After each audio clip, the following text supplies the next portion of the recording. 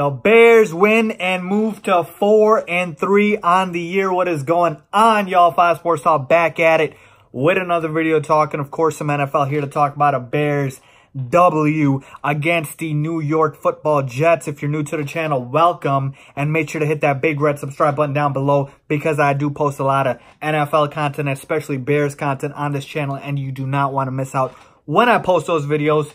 With that being said, turn on the bell notification so you're notified when I post those videos. With that being said, let's talk about today's victory against the New York Football Jets. Break down what I liked, what I didn't like, what we can take away from this game, what I expected, and what we saw. So I'm going to get into all of that and more starting now. So the Bears, of course, won this game 24-10. And my overall big picture thoughts before I get into all of the details of this game is I wanted more.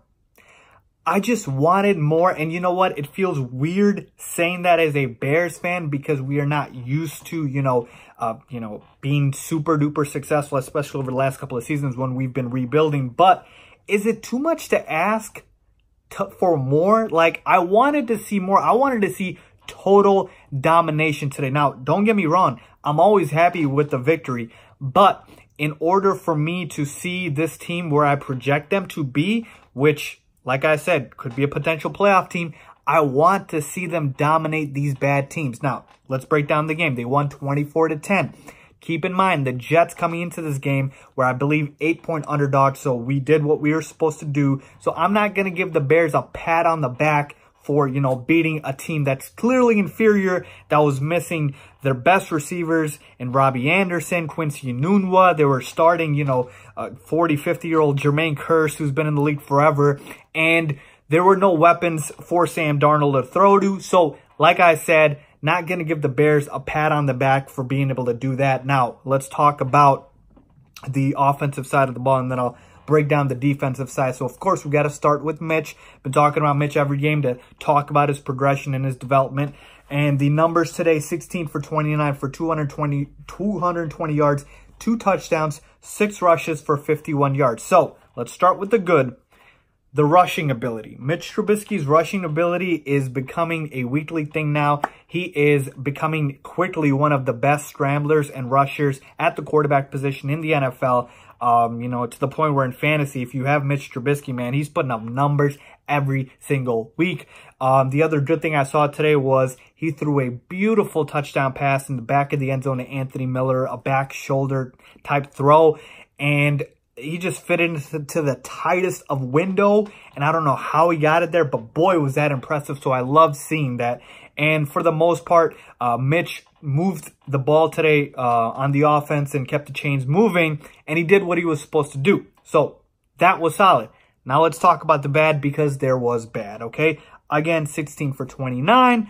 I don't like that. Mitch is still very inaccurate, okay? So a bunch of throws, again, sailing over the top of receivers, going in every which direction besides to the receiver.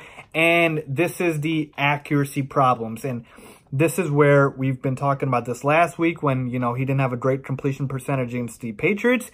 And this week, same thing. So I need Mitch to become more accurate, more precise. I'm not saying he needs to be Drew Brees, 11 for 11 every single drive. But boy, I mean, the misses are just all over the place and the makes are on point. So it's kind of like if you guys watch Lonzo Ball in the NBA, when he shoots a 3, it's either, swish or it's an air ball. And that's what it's looking like for Mitch Trubisky because, like I said, the misses are really bad. And that is concerning to me because, you know what, at the NFL quarterback level, to be an elite quarterback in this league, even your misses can't be that bad. Like when they see Aaron Rodgers or Brady or these guys, even their misses look pretty sometimes because you're like, ooh, you almost got it.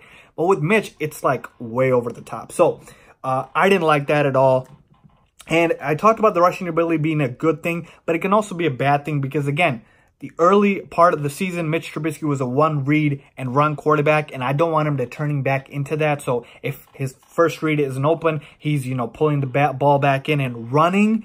And I want him to sit in the pocket and throw. That's not to say I don't want him to run at all. Use that athletic ability to scramble for sure. But make sure you've exhausted all your reads and then you go and run.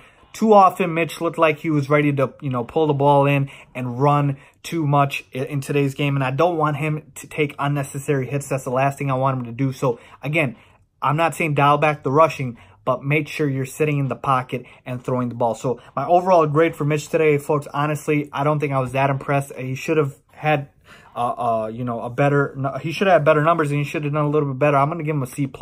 Hopefully he improves next week. But, hey, we got the dub. Jordan Howard, 22 rushes for 81 yards and a touchdown. Love seeing that.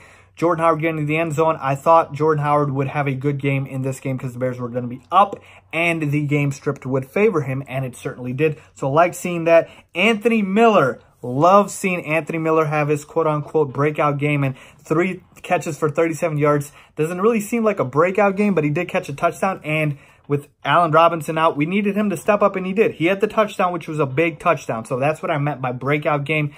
I loved this rookie coming out of college, and I thought he was going to be a big part of the Bears offense, but we just have too many weapons. Who knew? Okay. Love seeing Anthony Miller. Tariq Cohen did his thing, 5 rushes, 5 carries for 40 rushing yards, and then had that screen pass that he took to the house. I'm telling you right now, Tariq Cohen and Tyreek Hill, 2 guys where I feel like in the open space, if they get ahead of steam, nobody is catching them. Nobody. I think Tariq Cohen is in that level with Tyreek Hill. The defensive side of the ball, let's talk about that real quickly because Khalil Mack was out today, but Khalil Mack hasn't been, you know, Khalil Mack the past 2 weeks. And today, against Sam Darnold, a rookie quarterback, and against a offense that was missing a ton of its best playmakers. I forgot to even mention Bilal Powell. They were missing him as well.